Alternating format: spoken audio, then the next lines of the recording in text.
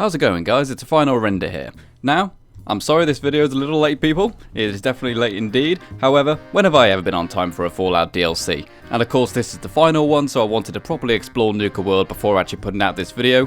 And several things have gone wrong as well. But for this very first episode of Fallout 4 Building with Mods in Nuka World, we're going to be fixing up one of the most iconic locations in Nuka World, which for some reason wasn't a g.e.c.k settlement. Let's go. So, for this first episode of Fallout 4, Building with Mods in Nuka World, we have come to the Fizztop Grille. The Fizztop Grille is where you actually kind of have your main base as the new overboss of Nuka World, and you get it pretty much as soon as you actually get into the main theme park of Nuka World. However, for some reason, this is not a settlement. I don't understand it. There's only one settlement in Nuka World, and this one needs to be one. So let's make it one. So we're going to start off by jumping into the creation kit so we can fix this place up and make it settlement ready. I didn't actually change it too much because the location itself actually is quite nice. The only issue with it is that it's covered in litter, which obviously we can clear up, and also nothing is scrappable. But I actually do like the overall look of the place. I think the size is pretty good for what it is, so I decided to leave that as it is.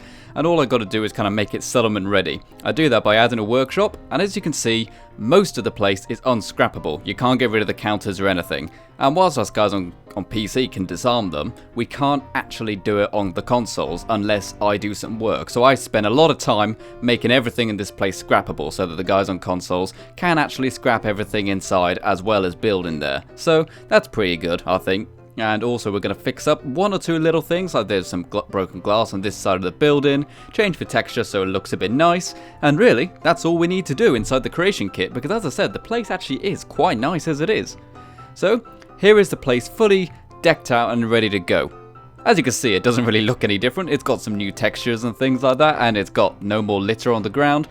But as I said, I actually quite like the location all by itself anyway, because it's just got a nice open little bit of space. It's quite unusual to have like a purple coloured floor, and seeing as this was kind of like a little restaurant, it kind of makes sense in that way. But as an actual settlement, not really my colour, but we're going to roll with it. So now, let's turn this place into a Raider arcade camp. Let's go. So we're going to start off by scrapping everything individually, which we now can do. As I said, on PC you can use the disable command, however you can't anywhere else, so I'm going to do it the old fashioned way just to show you guys this place is now 100% fully scrappable.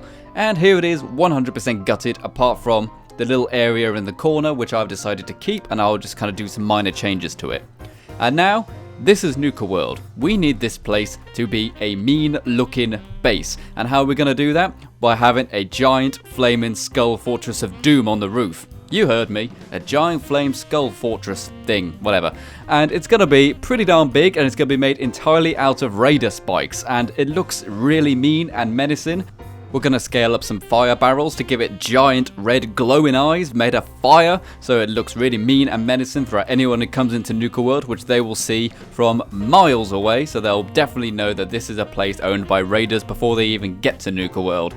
And then we just got to fill in some of the little gaps in order to finish off our skull, and the end result is a little, well, it looks a little derpy, to say the least, but I think it's amusing. I think it's kind of cool. You know, I've never been very good, whenever I've done 3D modeling and stuff, I've never been very good at kind of recreating facial structures, but in this case I think I've kind of done an admirable attempt, so to speak. It does look quite nice with all the spikes. I like the aesthetic. Unfortunately, the face just looks a bit derpy, but oh well, you can't win them all. And here we go. On the inside, we're going to decorate the inside quite nicely, and if you remember at the start of the video I said something went wrong in this video, and that was an awful lot of the footage of me decorating inside got corrupted. I'll let you know where, but for the most part everything is still here. We're going to fix up this kind of elevator area by having 2 guard posts along some blood bags and a gate, because this elevator does not look safe at all, but we're going to make it safe. And using Settlement Objects expansion pack, we are going to fully decorate the little sleeping area for the overboss. I didn't actually want to change this too much because I kind of like the idea of it being in the corner, and also the safe for the overboss, you know, the little cabinet which all of your loot gets put into. You can't move that, so I had to leave it on there, unfortunately. And using old world decorations, I've got some pretty darn cool little graphic signs which you can put up. It gives you lots of posters, and it gives you lots of these giant kind of billboards to decorate the place with, and they look really good, and most of them have clean versions and also kind of broken, decrepit versions as well. So if you want to be lore friendly or not, there's an option for you. And now, because it's Nuka World, we have got an awful lot of new kind of arcade machines which we can use, such as Whack-A-Commie, which is rather amusing.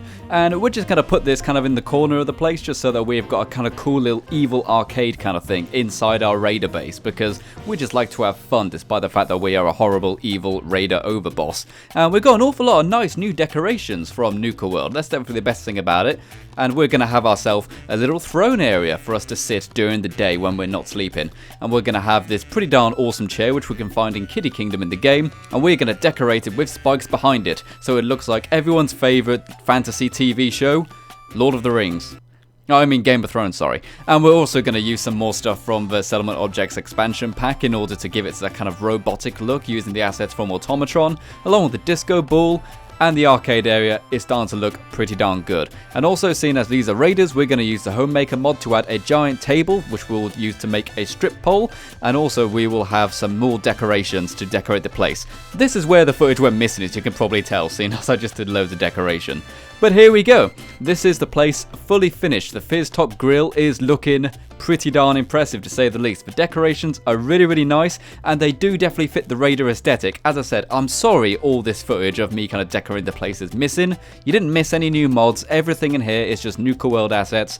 That's also why the video is a bit short. But here we go, this is the actual aesthetic I was going for. We got an awful lot of mods to just kind of add little crimscrams and stuff, but most of the stuff you see here is stuff in Nuka World. Nuka World definitely did a good job with adding lots of cool decorations. However, it would have been nice to have some more functional stuff. Obviously, we got things like the Nuka mixers and stuff, but we didn't get much else. But the place definitely fits the picture of Nuka World, I think, to have a kind of party raider atmosphere. So there we go, guys. Thanks very much for watching. Sorry this video has been late, and sorry it was a bit shorter than normal, but you know, things go wrong sometimes. So if you enjoyed this video, remember to check out my last episode where I fixed up the Boylston Club that was back in the Commonwealth rather than in Nuka World, and I think I've definitely got a lot of work on my hands in order to actually add some decent settlements in Nuka World, seeing as there's only one new settlement in Nuka World. So let's have at it. See you around. This has been the final render, and you have been the audience.